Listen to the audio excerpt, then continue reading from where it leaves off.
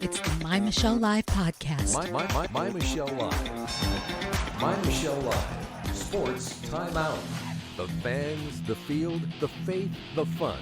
Here's Michelle. The fans, the field, the faith, the fun, and the fellas. Joining me, I'm going to introduce to you the team that's taking on Sports Talk of the Week. Some big headlines that we're going to banter around, some issues that will leave your head scratching, and bringing together the God story in it all. So let me introduce you to my friends. First of all, we have with us pastor, chaplain, coach, player, Garrick Payne. Get ready to get...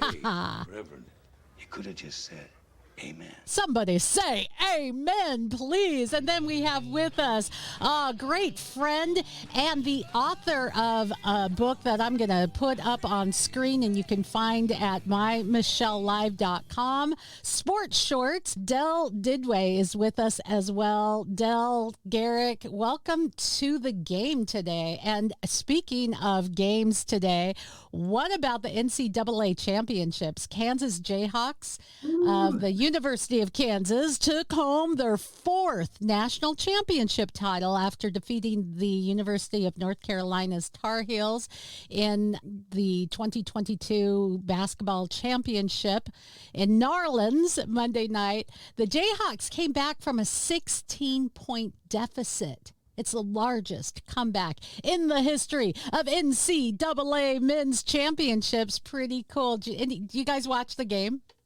Yeah, it was quite a game. It was quite a game. Watching that comeback was crazy awesome. Yeah. Go ahead, Del.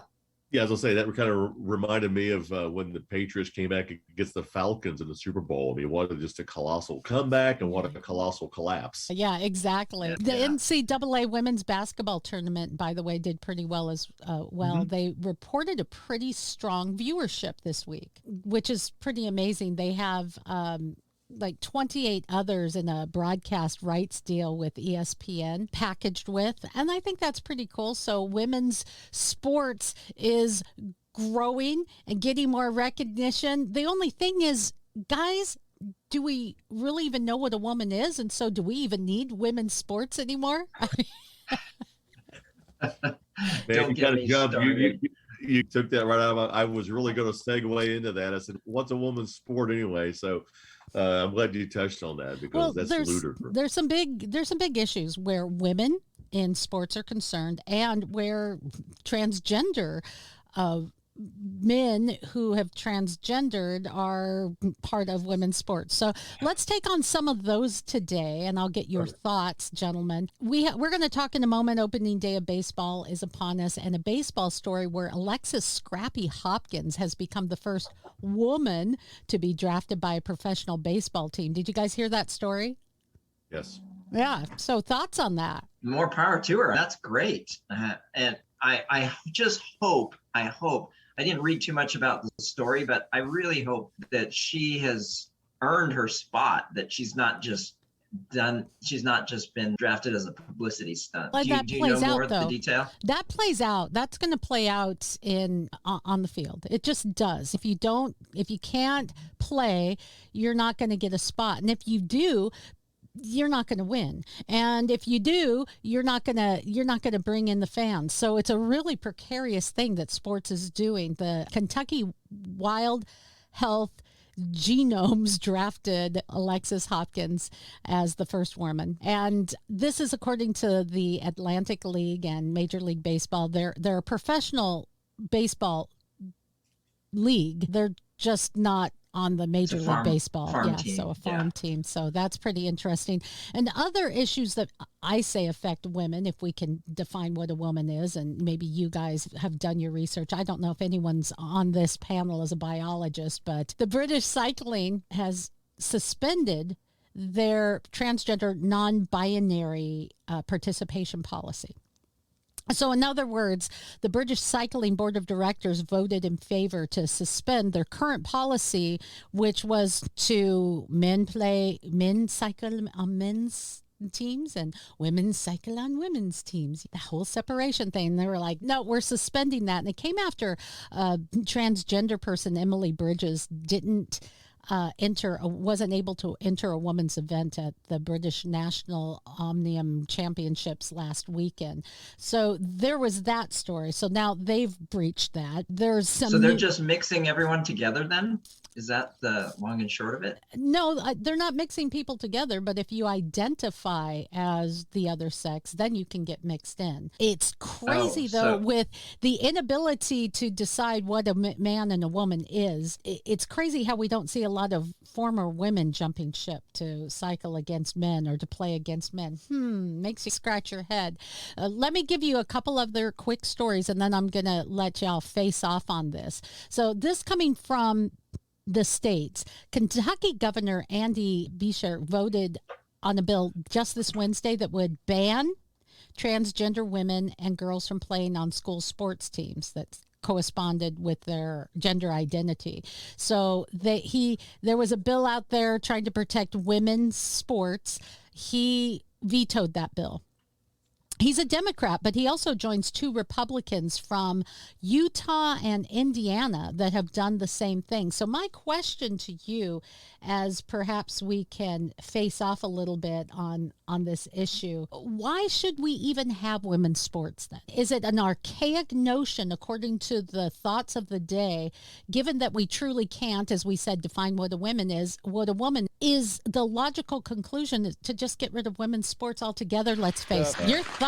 Come on, guys. I'm in Kentucky quite a bit. It's just 5 minutes away from me, even though I'm in Southern Ohio. Governor Can you go Beshear slap the governor for me then? It's pretty. What's that? Can you just go and slap the governor for me then? Oh my gosh, yeah. He is very liberal. He's not very popular, but I don't like what he's done, because to me, I'm just old school, Michelle. Stay in your lane. That's how I am. That's how I was raised. That's how I believe. Men play with men. Boys play with girls. Girls play with girls. That's how I was brought up, unless you're in like T-ball, and that's okay because they're all cute at that age. But yeah, again, this happened. This has been going on for a long time, back when Billie Jean King played tennis and back when Michelle Wie tried to get on the men's tour many moons ago. So this isn't a new thing. It's just got a lot of it's ramped up, and it's got a lot of fire. Yeah. And I just personally am against. I don't care how good Scrappy is. Good for her. It's great for her that she's that good. But again, I want to reiterate what Garrick said. I hope that's not a publicity stunt just to get butts in the seat, because it certainly sounds that way. Because what are you going to do about locker rooms? What are you going to do about other things going on? So again, it has to be something in that rounds, because she's obviously very talented, but I question the motive.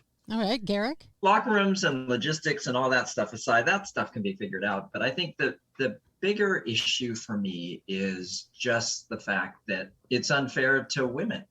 It's unfair to girls. And especially as we are trying to encourage our young women and girls in our families and things like that to be the best that they can, only to just be pushed aside because they've got a guy competing. And yes, it's if someone wants to transition, that's their choice. That I believe in people's freedom to do that if they should so choose. But when it then infringes upon the rights of others, then to me, that's a problem. And that's a good point as well. When it infringes on the rights of others. Look, there's this narrative out there, boys, that says that people are trying to keep transgender people out of sports. No, play all the sports you want. I don't care I don't care if you identify as a lamppost. You're good at sports. You like sports. Go and play sports. I haven't seen a lamppost that's very good at sports, but more power to you, sweetheart. More power to you. The problem is you can play, but you identifying as, man, I could identify as Brett Favre and I could identify as Russell Wilson. That doesn't mean they're going to let me on, nor should they let me on the field. This is where there are physical differences, and that's an issue. If there's not physical differences and we can't define what a woman is, then there really is no reason to have women's sports anyway, is there? Right. They've opened up they've opened up a big box. What's going to happen when I'm just dropping a name because this is the first name in my head. What if LeBron wanted to go to the WNBA? They're going to have to let him in. They're going to have to let him in. And I think that it would be a very good test case to see if they're going to do that. And maybe not a LeBron, but a mid-tier type player from the NBA who transitions and decides, well, I want to play in the WNBA, and whether or not it'll be very interesting to see how they respond to that if and when that scenario does arise. Yeah. So again, back to Michelle's point is, why have a WNBA? Are they relevant anymore? Because you cannot define what a woman is, but they'll slap that tag on them when we have a Supreme Court soon-to-be justice who cannot define a woman. Yeah. So it's really going to be an interesting thing to sit back and watch. Oh, then you must check your worldview then, right? Because if your worldview says, yes, anyone can identify as anything, and then suddenly it makes women's sports completely irrelevant, let's just cancel them altogether, because that's discriminatory to say there's women's sports when, there's 300 genders. Why don't we just let all the 300 genders play together? In this one big one world loving, give everyone a hug, kumbaya sports thing, because they would suck. That's why. Yeah, I think this movement to the demise of women's sports. Yeah, I'm afraid of that. Hopefully it won't be, because we want to give our girls and women the opportunity to be able to play. And that's why Title IX was so important in intercollegiate athletics. And it's just really messing with it. And there's a tangential topic that relates to this in terms of this whole equal pay thing that's going on. And Megan Rapinoe is in the news again, just getting out there and talking about it. And it was interesting because I was listening to Ben Shapiro referring to her as Megan Rapinoe, but he was saying that the fact is it's not equal pay, because the Women's World Cup and the fact that she's won 4 Women's World Cups is outstanding and it's commendable to her. But the Women's World Cup is not the same as the Men's World Cup. The Men's World Cup is the #1 most watched sporting event across the world. And you cannot say that for the Women's World Cup. And so I think Ben Shapiro made a really good point to say, this is not equal. And honestly, Garrick, they have they get more than the men because of their health. The men opted out of health benefits because most of them had it from the other teams that they were part of. Women have comprehensive health, pregnancy, and other benefits that they chose when they negotiated their deal. If the men were to be paid on that same standard or the same agreement, they wouldn't be making as much as the women. So in essence, the women really are making more. We like to take figures and to move them around. Hey, I'm all about women getting paid. I am all about women being advanced in sports. I'm all about, as a woman who has been in sports and sports reporting, I'm for being recognized as something other than just a figure that sits there while the men get to talk about sports, right? I don't want to be one of those people, and I want to be paid equally and recognized equally. But if I'm not on ESPN, if I'm doing maybe a small town reporting, or if I'm on a local radio station, I'm not going to, it's still the same work, but I'm not getting paid the same. And you've been, Del, in sports reporting for quite some time. You can attest to that. Oh yeah, my first gig, gosh, I was making like $13,000, and I thought it was the best thing in the world. So I wasn't getting paid nearly what other folks were getting paid, but I was having fun and I was enjoying it. Then but you're a white guy. Yeah, and then kids came along, and I thought, holy cow, I can't raise a family on this. The fun kind of went out the door at that point, so I had to make some more money. But yeah, I totally agree with you on that I'm all for equal pay, but at some point, it's just not going to happen. Yeah, and you have to be equally smart about it as well. So while we are having these conversations, which are really one-sided, very void of facts. Important issues in sports that relate to women get maybe swept under and have been for some time. There's some attorney generals in the NFL that want to improve treatment of women. Now, this story came out this week. Attorney generals of 6 different states have written the NFL commissioner. They have concern over the league's treatment of female employees, lack of improvement in the league's workplace culture, potential legal action they're willing to take. They say there's just gender discrimination, and it looks like this: the NFL's treatment of women who have experienced domestic violence. We know that has been a thing.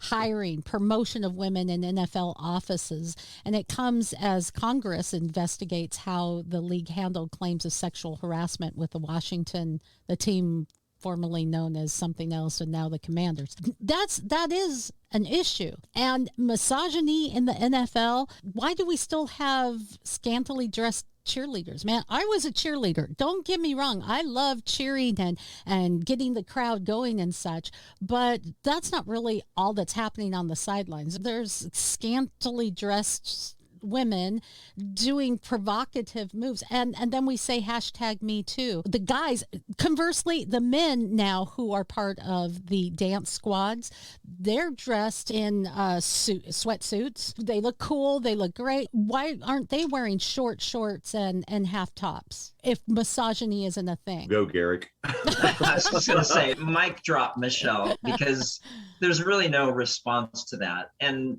the fact is that it makes your head start to spin after a while, because how do you want it? Do you want it one way, or do you want it the other way? Because if you have it both ways, then it really makes no sense at all.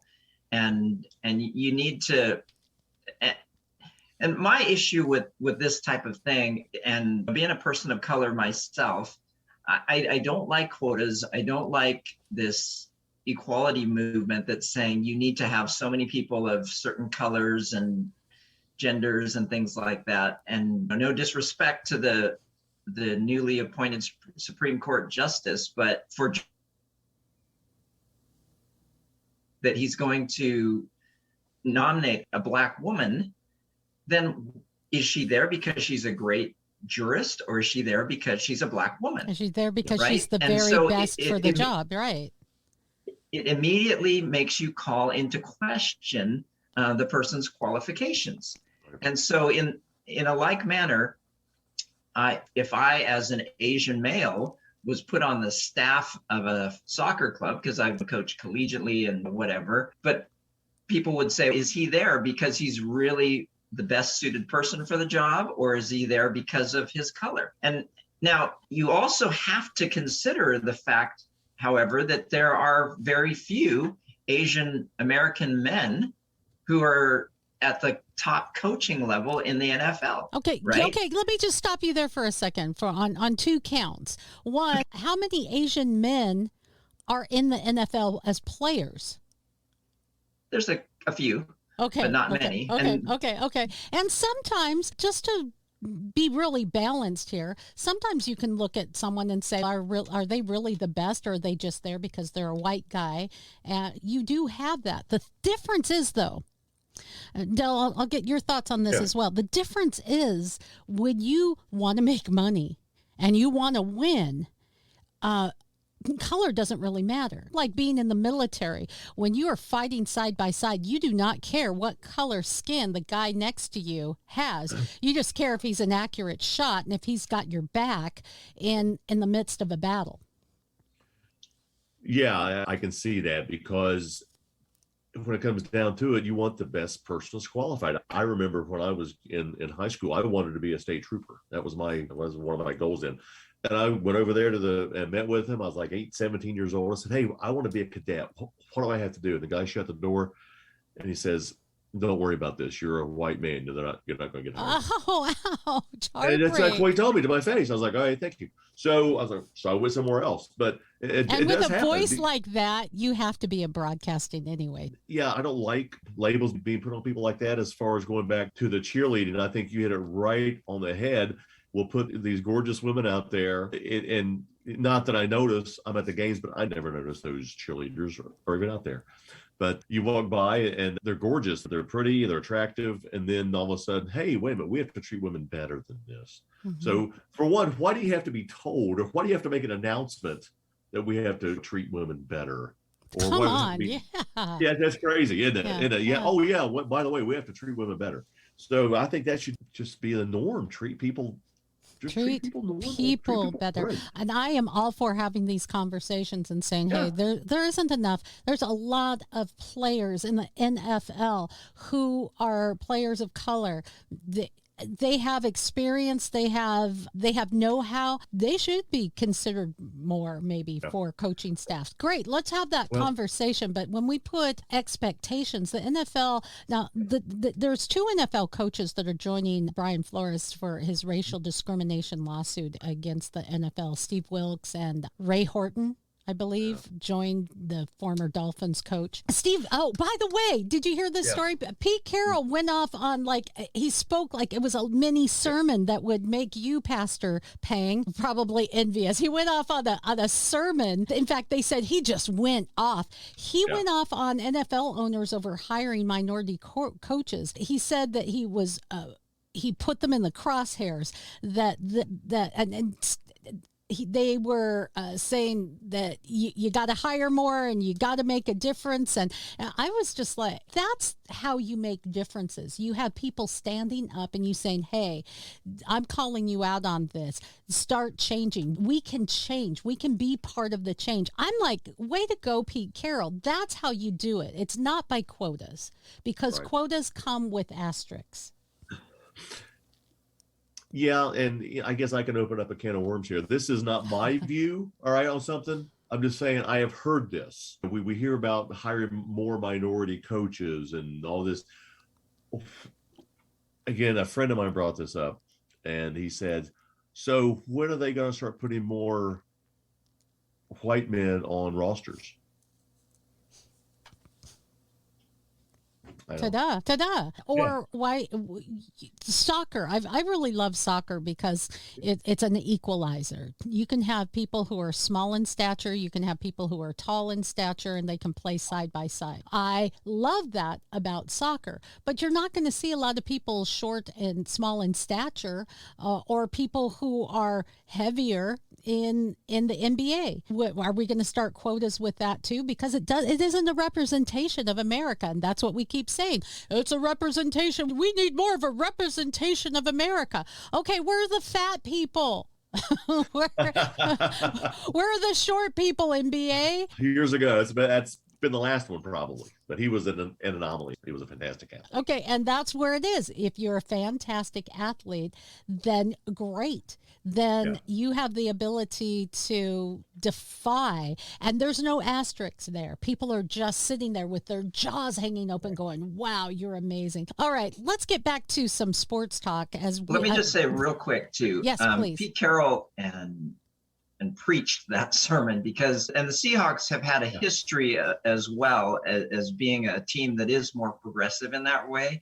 And they were very blessed to have someone, Rocky Cito, who was he's a passing coach, I believe, but just an amazing person, not just an amazing coach, but he got there because he was a great coach, not because he was a Japanese American. Anyway. Yeah, back to sports. As we talk about the NFL, it's been kind of a crazy year with Tom Brady retiring and then unretiring, Aaron Rodgers not going to sign, but then re-signing with the Packers.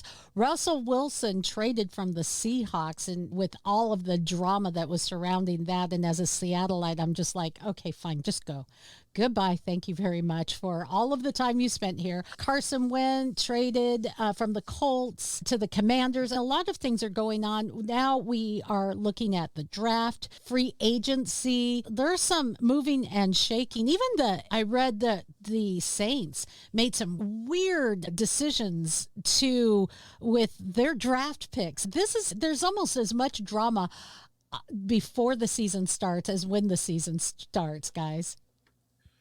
Yeah, that's always the case, but this year's is a little bit more so than normal. It's weird. I cover the Bengals, And they made some really good moves, and everybody's excited for once to be a Bengal for the first time in decades. Hey, they are relevant.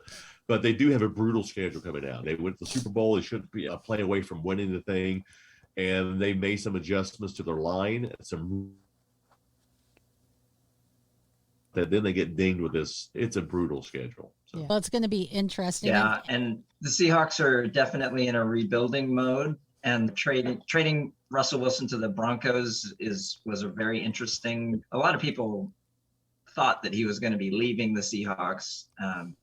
But who are the Seahawks going to replace him with? It's not a bad quarterback, but whether or not he's going to get the starting job at the Seahawks. Yeah, so there's still a lot of drama to behold, but something I'm super excited about is opening day of baseball. I'm super excited about it. I wish we had Joshua McMillen. He's our follower of Major League Baseball. But here, 14 teams will open their season yesterday and today. This is Friday if you're listening later. This is pretty exciting. 14, I think we're supposed to go Thursday, 16 today, and the weather forced a postponement. And look who's here right freaking on cue. Joshua McMillen joins us to give us opening day insight. Now, let me give you just a little insight into Joshua. He's who we call our Wookiee of the year. He's, if you've seen his picture, you'll know why. If you've seen his freaking shoe size, why. And he not only gives us insight into Major League Baseball, but America's ultimate underdog team, the Seattle Mariners, which, Josh, welcome. And apparently there was some interesting trade. There was an interesting trade for the Seattle Mariners. The Seattle Mariners and Minnesota Twins pushed back their first contest to today, by the way. And the Mariners signed Gold Glove shortstop J.P. Crawford to a 5-year contract, Josh. Yeah, big deal. J.P. Crawford last year really became a big leader on this team. And there was a passing of the torch with Kyle Seager leaving, and he said, "This is my team now. I'm going to do it. I'm going to be the guy." And they really committed to him. He was a Gold Glove shortstop. He's an elite defender who has been consistently improving with the bat. And it's funny because when he first came here, he was a minus defender with a plus bat. But that obviously, when you come to the big leagues, it turns around. And after about 100 or so at bats in big leagues is when you start seeing things turn for people. And that certainly happened for JP. His bat's coming around. He's an elite defender. The Mariners said last year he's going to be their shortstop moving forward. They even said that with all of the great shortstops out there on the market, that they're going to keep him at shortstop. Anyone else they bring in is going to play second or third. So they are committed to this guy, and they just showed it right before opening day, getting him that big extension, which I'm all here for. He brings an energy to the team. He's fun to watch. I'm surprised you're not there for opening day, Josh.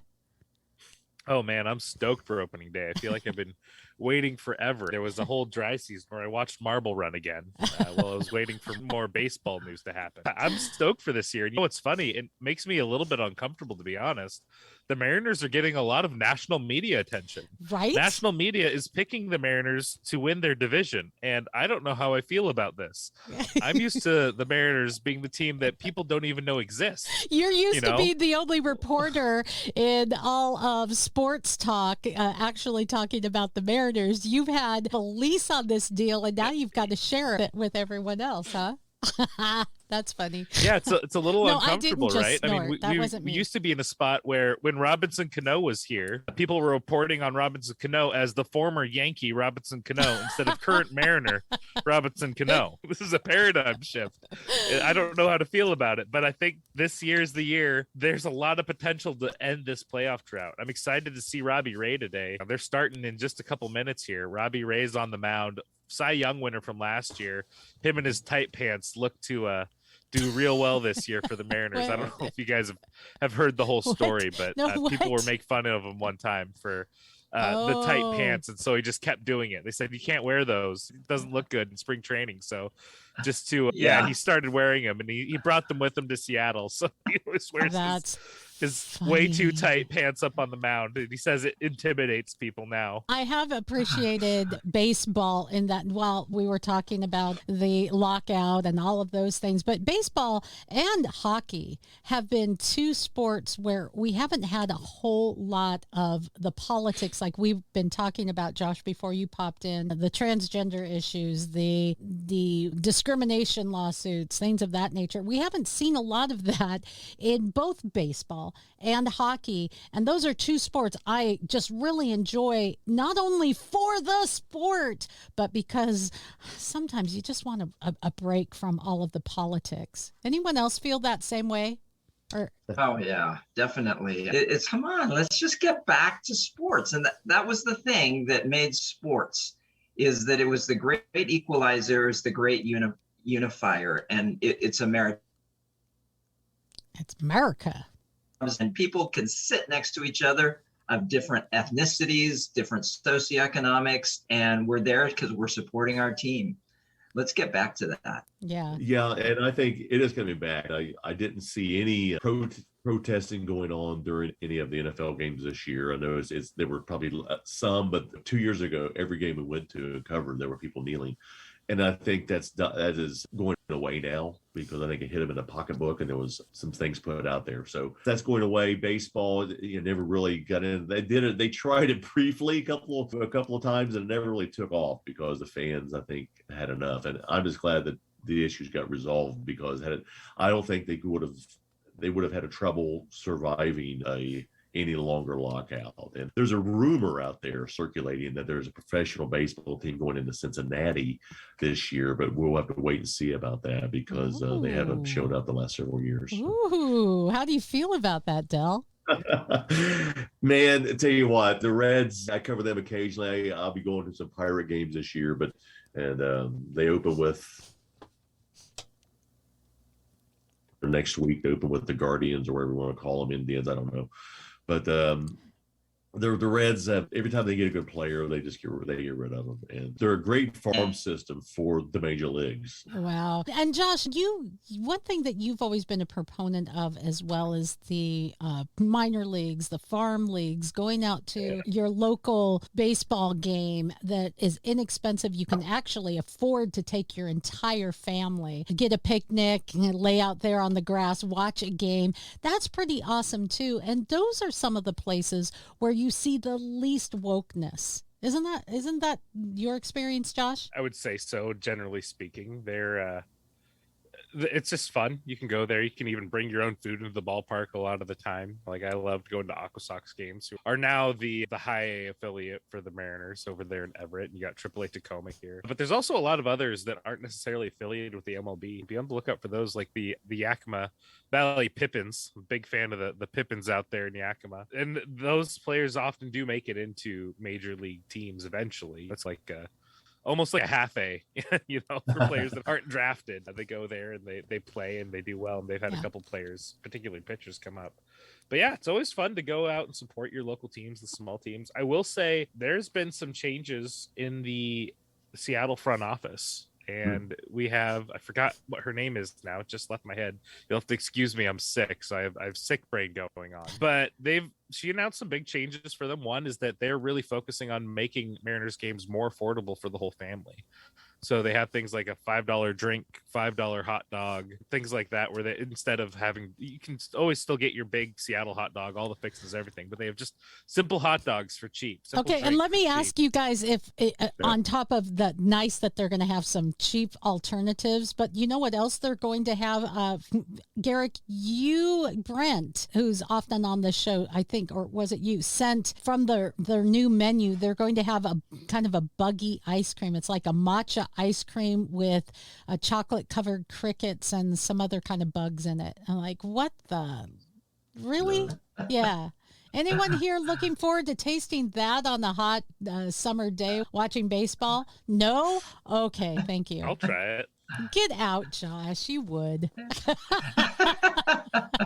Ew. I'm sorry. No, thank you. No, thank you. Or Tom Fisher, who is often on this show, is semi-pro football, these local games that can be played places, and it's inexpensive to get in, supporting local sports. And that's where you see the heart and soul of America. And I'll tell you what, I love it. I want to get to soccer, guys. It's exciting. Two big stories. One, the Ukrainian soccer club Shakhtar, they're going to start a peace-themed tour. So they're going to be going out, playing, and raising money for the war effort. So I guess that's taking politics to the nth degree on their peace tour, but I guess more power to them. And then you've got Sounders in the background. CONCACAF Champions League is a North American league for soccer. And guys, whether you're into soccer or not, what's really exciting is it has been dominated by the southern part of North America, the Mexican teams, the South American teams. This is the first time in league history where a Major League Soccer team from the northern part of North America is actually going to make it to the finals. And it's looking a lot like it's going to be your Seattle Sounders. Let's not count our chickens yet. We are up 3-1 after the outstanding win on Wednesday night. I was there. The home win. And then we will go to New York and play against them on their home field. The bad thing is we let them. Oh, go ahead. Home field. They don't really have much of a home field. That's true. But we let them score a goal. And so the way the tiebreaker works is away goals after the total aggregate number of goals. So, for example, if we're up 3-1, if we go to New York and we lose 2-0, we will have scored the same number of goals. Them 1 goal here and 2 there, we would have scored 3 at home, but they would advance because of the fact that they scored an away goal on our home field. So we have to either just win, which would make it the most simple, or we have to make sure that we get an away goal or outscore them at least by 1 goal. Yeah, it's a little bit dizzying if you're not a soccer fan, but I say, hey, go Sounders.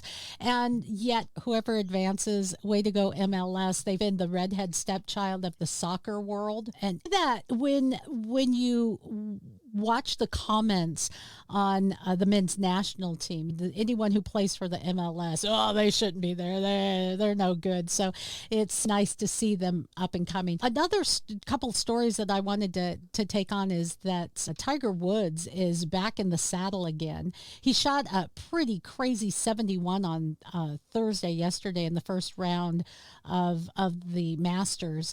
And that's crazy because he had that car crash in LA that damaged his right leg so badly they were thinking about amputating it. He's 46 and he would be the oldest champion if he wins by 3 weeks over Jack Nicklaus. So the Masters is on. I think that's interesting. And I'm wondering if he's going to come back an older and wiser Tiger Woods, because it wasn't just a speeding down the road in the sports car. It was the indiscretions. It was the cheating on his wife. It was the multiple mistresses. Fame takes its price, but somewhere along the line, if you grow up, there's some good lessons to be learned. Yeah, right now he's at, I just checked the leaderboard, he's at +4 right now. So he's 5 off the lead. For him, he can make that up in a day. But a lot of folks are pulling for Tiger. Obviously, what a comeback story. And everybody loves a comeback story. But yeah, his indiscretions, his sex addiction was widespread, like the poster child of sex addicts. Yeah, and I feel like this really has something to do with bringing things home. We've talked about this on the show before. The importance of having good grounding. Adele, you mentioned earlier in terms of how people behave, and it all comes back to the home. Yeah. Tiger was raised in a home with his father. He was on Johnny Carson as a little kid. So there was all this pressure and expectations on him. But his father was, my understanding, he was a notorious womanizer. And the apple, so to speak, doesn't really fall far from the tree here. And I think it's important to have, and you can see it when players and athletes, they come from a background where they have that solid base. We had our old Seahawks, Sherman Smith, who has gone on to be an amazing coach and role model. And there's some incredible stories. There's actually a documentary movie out that I highly recommend. It's called Show Me the Father, I believe. Yeah, that's something else. Awesome.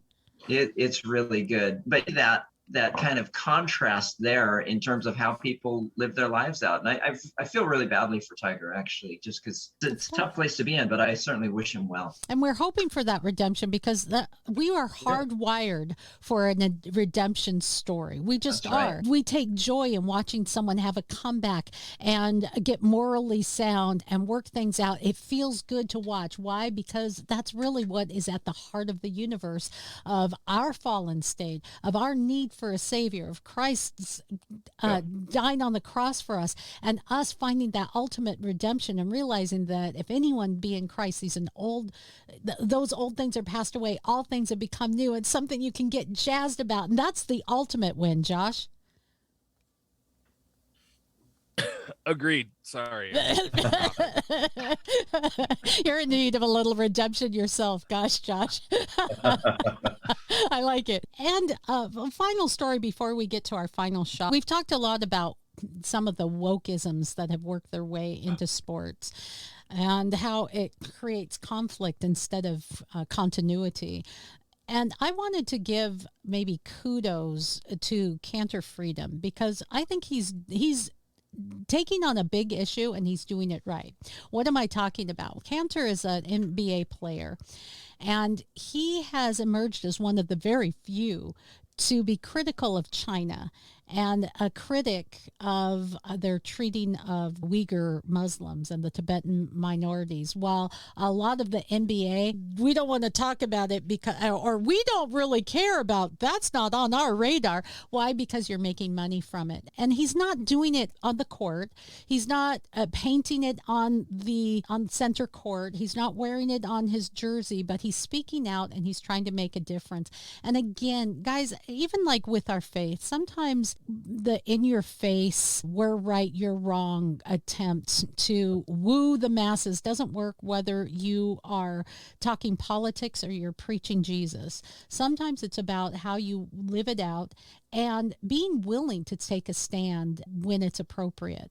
And I just want to, I give kudos to that. And I thought I would just ask you guys, as we move forward in sports, a lot of sports starting up, soccer's has just gotten started about a month ago. We're looking at NFL starting up, opening day of baseball. Is this year, with everything we've gone through, are we going to see less of the division and politics and more of sports? I certainly hope so. I know, I hope so. We all kind of hope so. But do you think it's going to be a reality, Josh? I hope so.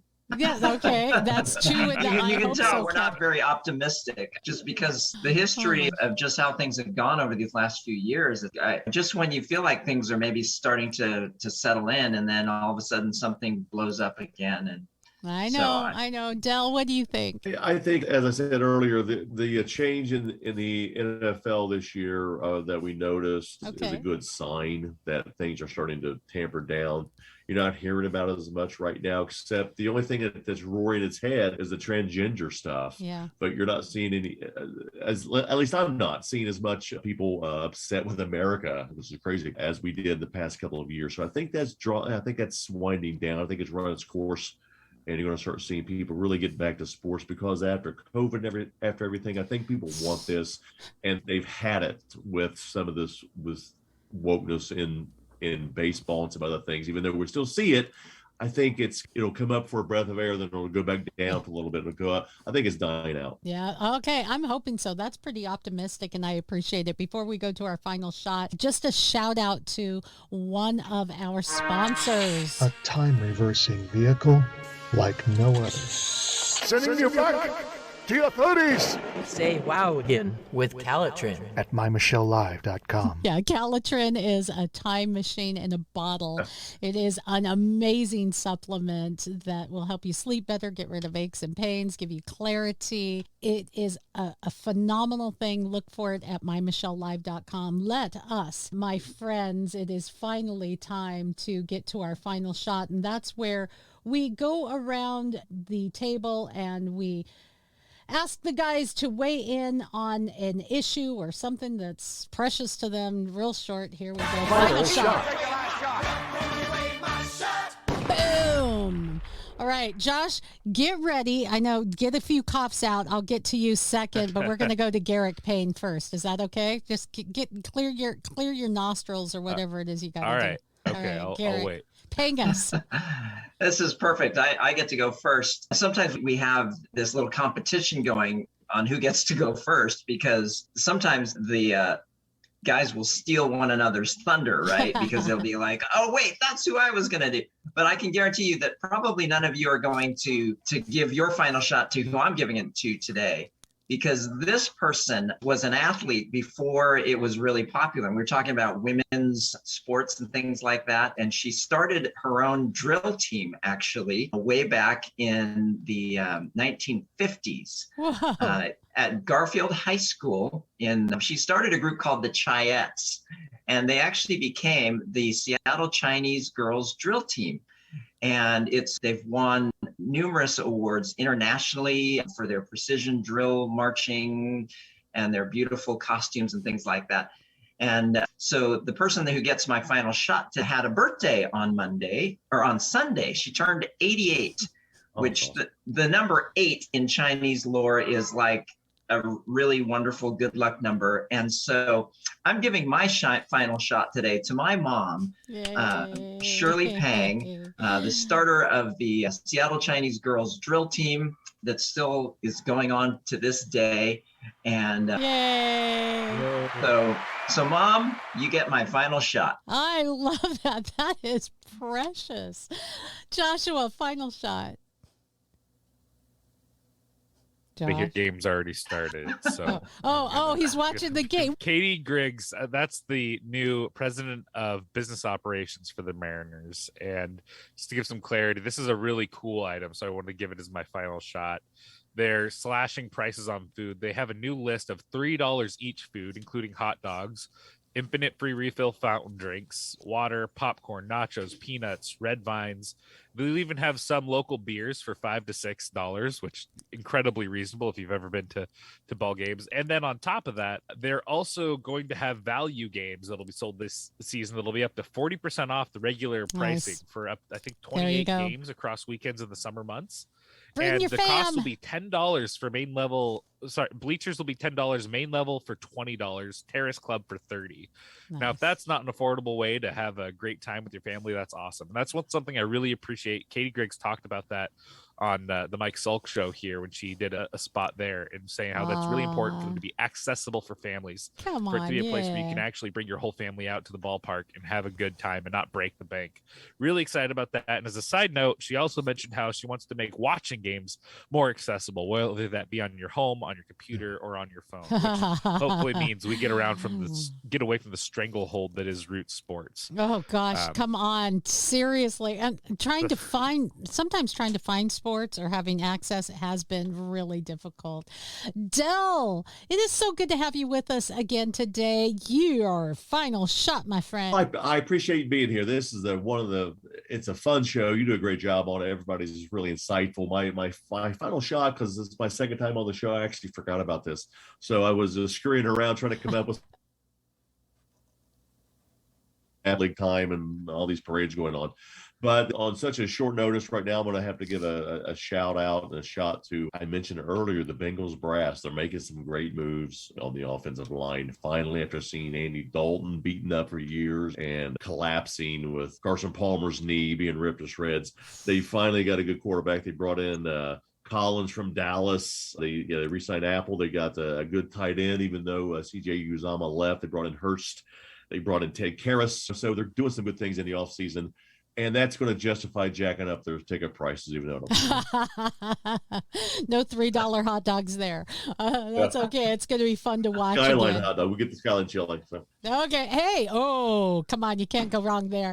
So my final shot is to sports moms. We've talked about some of the weird issues that come up and some of the debates, the misogyny or the overlooking of people. All of those things come back down to how are you raising your kids?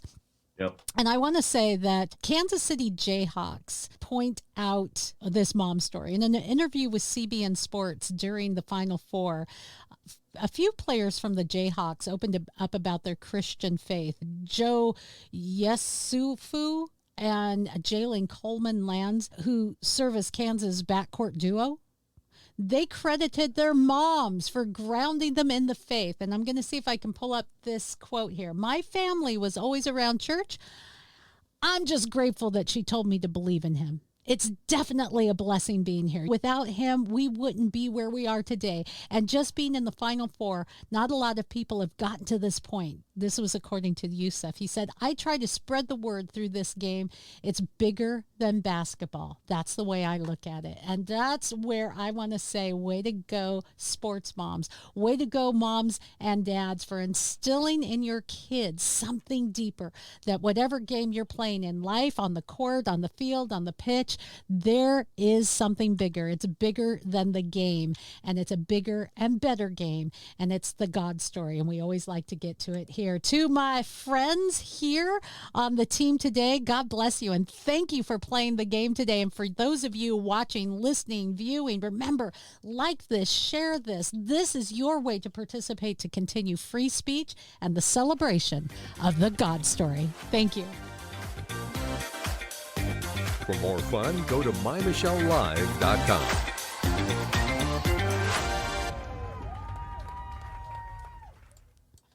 Sweet! We done did it. Now it's officially the weekend. Woo! Good show. Yes. Love having you, Del. You just fit into you fit in so well. I didn't think I did very well today because I wasn't prepared, because it came in right at the very end here, wasn't it? But yeah, thank you. You know what the beauty of that is, though? The beauty of that, honestly, the beauty of that, guys, is that with all of us here, we all know what we're doing. And where one of us might be a little weak that week, we lift each other up, and it's kind of nice. I enjoy that.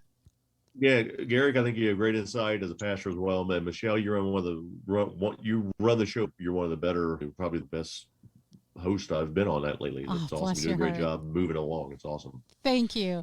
All right, my friends. Yeah. You guys. And I come to this show a lot of times because I've got quite a few meetings on Friday mornings.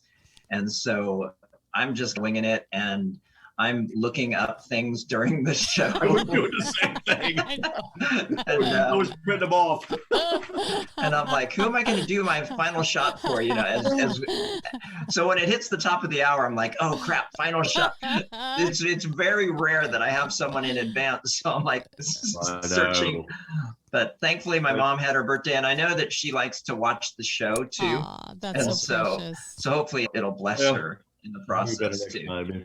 If you ever want me back on again, I'll do better. You did just great. Anytime you want. Yeah. All right, guys. Have a great weekend. Thank you. All right. Thanks, guys. Bye-bye. Bye-bye, guys. Hey, Michelle. Yes. Hey, if you want me on, maybe give me like a heads up, because this is a great show, and I like being on it. So are you going to have a show next Friday? Or yes, not? we do every Friday. And if you're welcome to join anytime. What I'll try to do is Thursday night. We used to have a guy that would join us, and he would send out some sports stories. Now it's fallen on me. So I'm going to have to pick up that banner a little bit better and maybe send them out Thursday night. And so everyone, okay, here's some things we'll talk about. Del, do you do Facebook? I do, yes. Okay, because Michelle and Brent and we have a little Facebook thread that we throw around. We send messages. So maybe we can add Delta. That'd be great. And we send other political stories and stuff like that in there as well. But yeah. Okay. I'm going to reach out and find a friend request right now. Michelle, we should chat about Sunday. It's Palm Sunday this week. You want some palmy songs? Now, Garrick, just make sure you spell my last name right. It's nothing like it looks or sounds. Yeah. Michelle got it right, did we?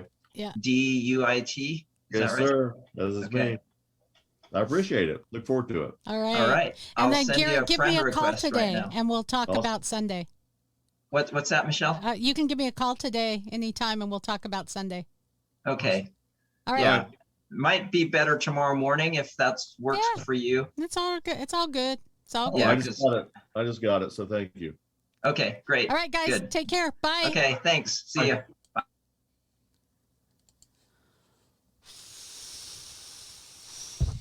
Oh, goodness gracious.